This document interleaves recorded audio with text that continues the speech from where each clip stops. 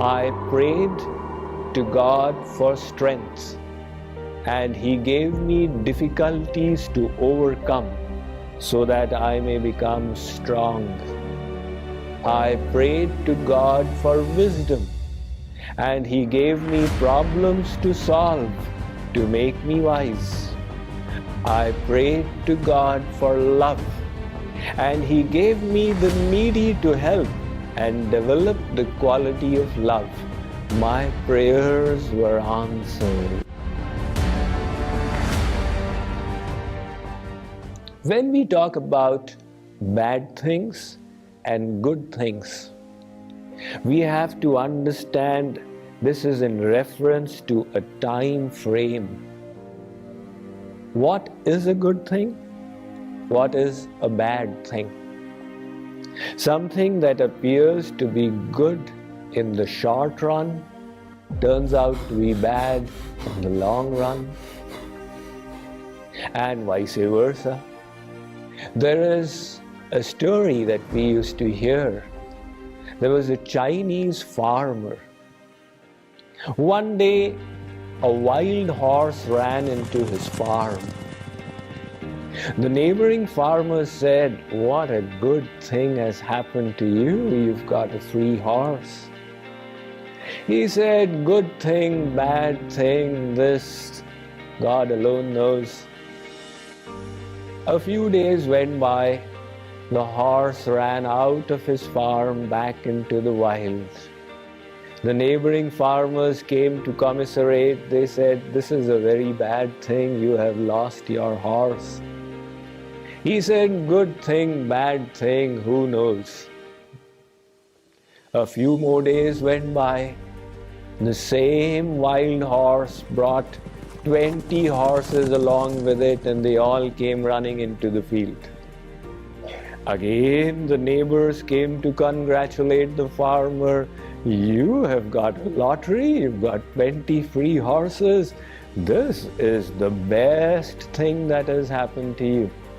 He said, "Best thing, worst thing, who knows?" A few more days went by. The farmer's son was riding one of the horses and fell off and fractured his leg. Again, in the evening, gathering people said, "This is a bad thing. If the horse had not come, this would not have happened."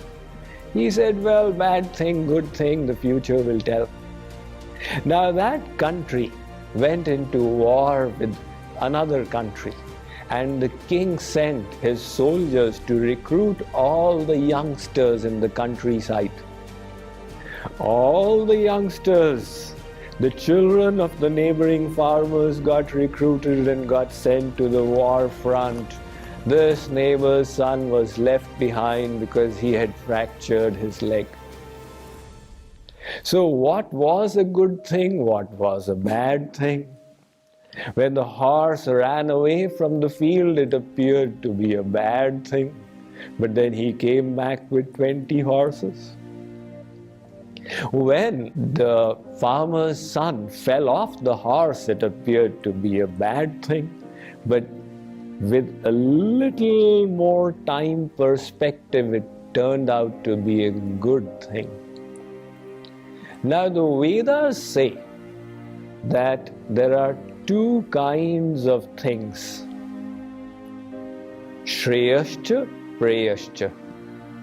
Tayo Shreya Adadhanasya Sadhu Bhavati Hriyate Arthat Yau Preyo Vrinite.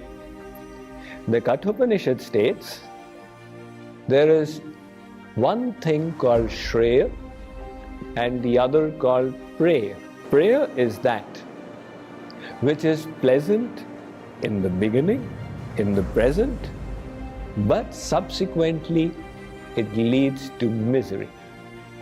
And Shreya is that which is unpleasant in the present, but gives joy subsequently. For example, a student, the family members are sitting in the television room watching a movie. and the student has a dilemma. Should I study for my exams or should I watch the movie? So the student decides not to watch the movie and undertake the austerity of studying. This is Shreya. It is unpleasant in the present, but it gives joy in the end. There is a worldly saying in Sanskrit, Sukharthi tyajate vidya, vidyarthi tyajate sukham. Sukharthina kuto vidya, kuto vidyarthina sukham. That student who chases happiness rejects knowledge. That student who chases knowledge rejects happiness in the present. Where is knowledge for that student who wants immediate joy? And where is immediate joy for that student who seeks knowledge? So this is Shreya, accepting an austerity in the present for future bliss. And the reverse is prayer, embracing joy in the present without realizing its miserable consequences in future.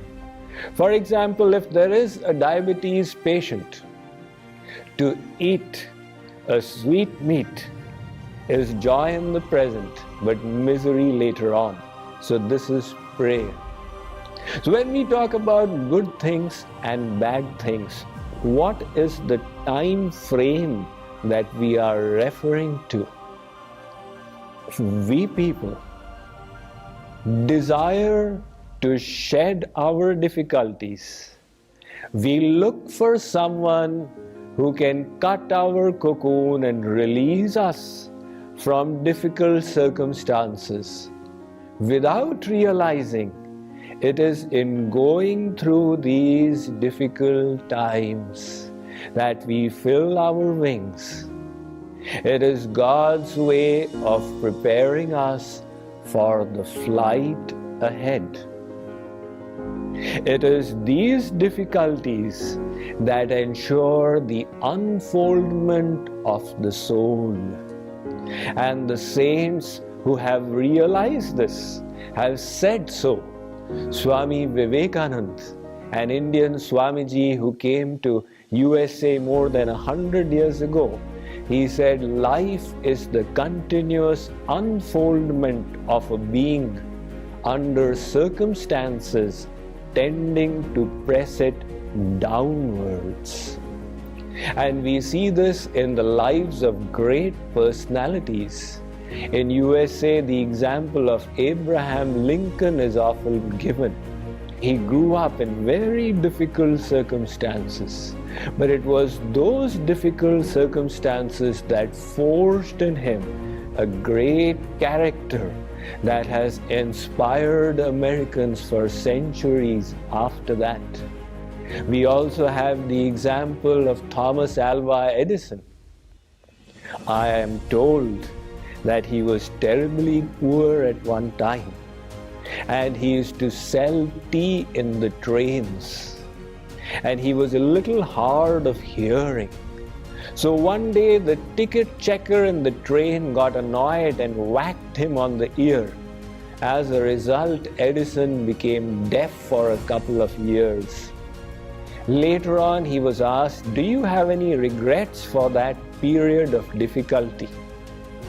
He said, "No. My external ears were closed, but my internal ears opened. And it was in those years that I progressed maximum." The progress being referred to is not progress in material prosperity, but the progress of the soul in its journey of evolution. And that progress often takes place much better in difficult circumstances.